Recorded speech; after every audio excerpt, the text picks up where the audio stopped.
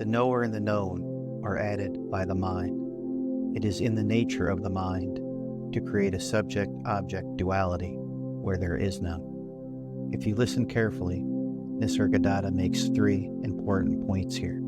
First, he indicates that there is the experience of duality, and he offers knower and known and subject and object as examples of duality. Other examples could be seer and seen, hearer and heard, perceiver and perceived, actor and action, and so forth.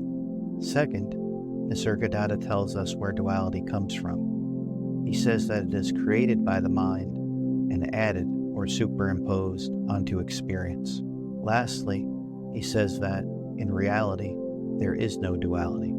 The mind creates and adds duality to a reality that is actually non-dual. Seeing through the mind's dualistic creation and recognizing the original, non-dual nature of all experience is what I call full enlightenment.